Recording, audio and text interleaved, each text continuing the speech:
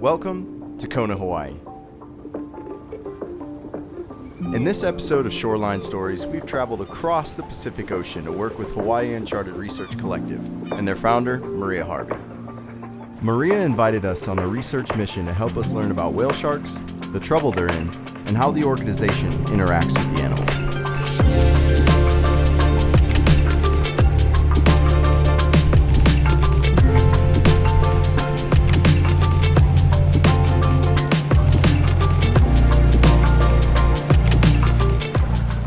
Whale sharks are a keystone species worldwide, so having them here means a healthy ecosystem. Unfortunately, most of the population of whale sharks globally has declined greater than 50% in the last 75 years. And that's because of things like fishing. When you have a very elusive fish that doesn't have to surface, sometimes boat interactions occur. And then of course, when they're coming up to the surface to do something such as eat, things like that, we see a lot of swimmers get in with them. Some people are not following voluntary guidelines that have been established globally, and that will cause the whale shark to die prematurely. So they'll exhibit stress behaviors, so banking and diving very quickly. That's something we don't want to see from them. We want them to maintain their normal behavior, stay up at the surface if they would like to. So this is all stuff that we're currently figuring out. One thing about doing research out here in Hawaii is you want to make sure that you're doing things correctly, because the way you learn as a community, as a mainly citizen science project, you have to have the community involved.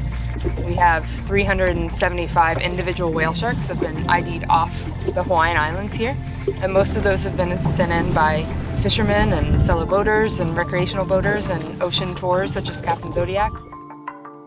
Without them, this research wouldn't be possible. So doing it as a collaboration, community, cultural, that's the most important way to go about research out here. We have established some voluntary guidelines that we've made available on our website based on other localities that use them. The Philippines, Australia, anywhere that there is whale shark ecotourism, these guidelines are available. So we've adapted them for Hawaii, but it is up to the individual boaters. There are definitely people that follow it pretty well, and there are others that don't.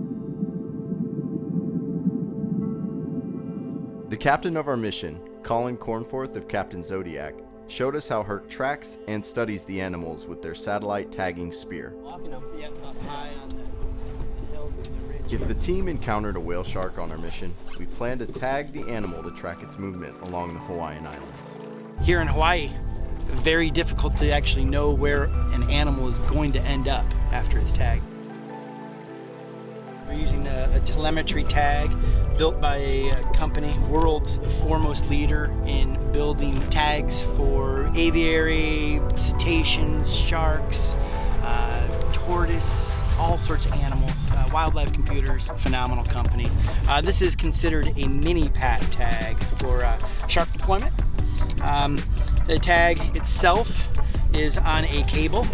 The cable here has a hydrostatic release pin, and once this goes below, I said 3 meters, 10 feet, there's a sensor in it that causes this tag to go active.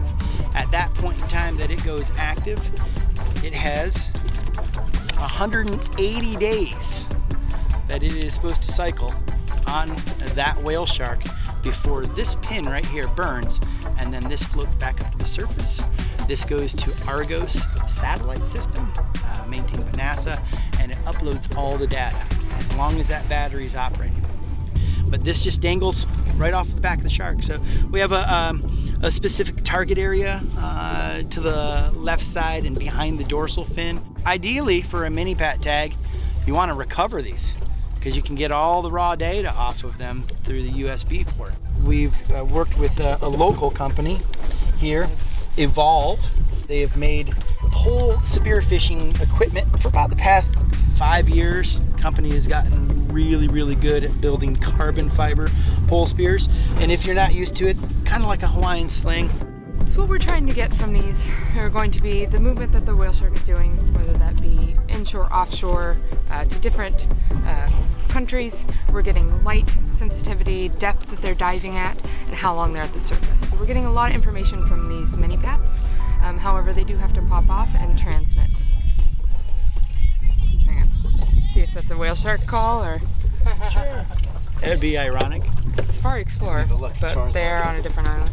So what we're trying to understand with whale sharks, especially here in Hawaii, there's been a big gap in the research. Globally, we know aggregation sites, Australia, Mexico, all over the world, St. Helena, but we don't know anything about whale sharks here in Hawaii. So what we're trying to understand is where they're coming from, where they're going to, if they're staying here, because if they are in our waters, which we do now know year-round, they are, we need to know how to protect them and where they're going to understand that.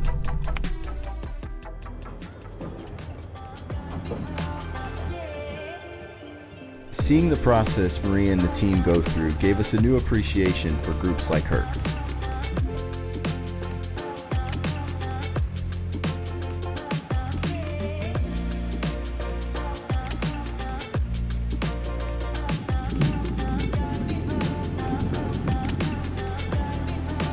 There is a bright future ahead for whale sharks thanks to groups like Hawaii Uncharted.